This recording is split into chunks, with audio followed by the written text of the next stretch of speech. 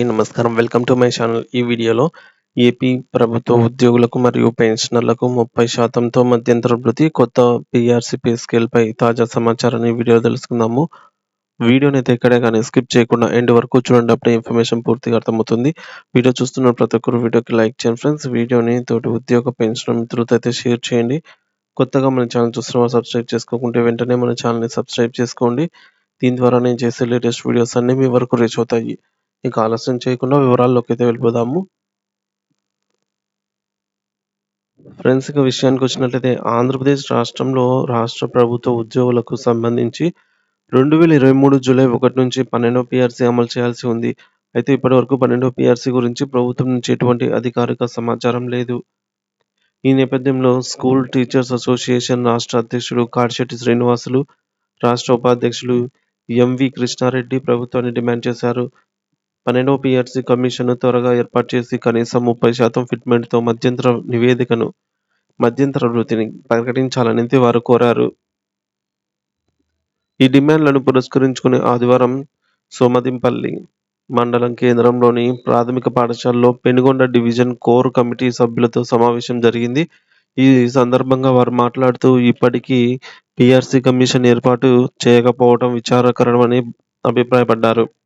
Budget సమావేశాల్లో కూడా ప్రభుత్వ ఉద్యోగులకు సంబంధించి ఎటువంటి శుభవార్తను ప్రభుత్వం ప్రకటించకపోవడం నిరాశ కలిగిస్తుందని తెలిపారు. ఇంకా మార్చి 20 వరకు అసెంబ్లీ సమావేశాలు కొనసాగనున్న నేపథ్యంలో ఆ సమయానికైనా ఉద్యోగుల కోసమైనటువంటి నిర్ణయం తీసుకుంటారనేది ఆసక్తిగా మారిందని వ్యాఖ్యానించారు. ఇంకా ఒక ముఖ్యమైన అంశంగా 2023 డీఎస్సీ ఉపాధ్యాయులకు పాత పెన్షన్ విధానం వర్తింపచేయాలని డిమాండ్ చేశారు. 2003 డీఎస్సీ నోటిఫికేషన్ ద్వారా ఎంపికైన ఉపాధ్యాయులకు పాత పెన్షన్ అమలు చేయాలని 2003 డీఎస్సీ ఫారం జిల్లా కన్వీనర్ శ్రీహరి ప్రభుత్వాన్ని కోరారు. 2003లో డీఎస్సీ నోటిఫికేషన్ విడుదలైనప్పటికీ ప్రభుత్వం 2 సంవత్సరాల అనంతరం ఉద్యోగ నియామకాలు చేపట్టింది. పాత పెన్షన్ చేయకుండా చేసి వారిని అన్యాయం చేసినట్టు ఆయన తెలిపారు.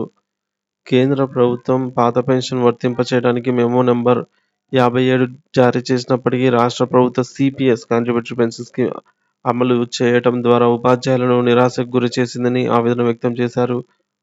ప్రస్తుతం పునరాలోచించి వెంటనే పాత పెన్షన్ విధానాన్ని అమలు చేయాలని డిమాండ్ చేశారు. లేదంటే ఉద్యమ కార్యాచరణ ప్రకటించాల్సి వస్తుందని హెచ్చరించారు. ఇటువంటి సమస్యలను ప్రభుత్వం వెంటనే పరిష్కరించాల్సిన అవసరం ఉందని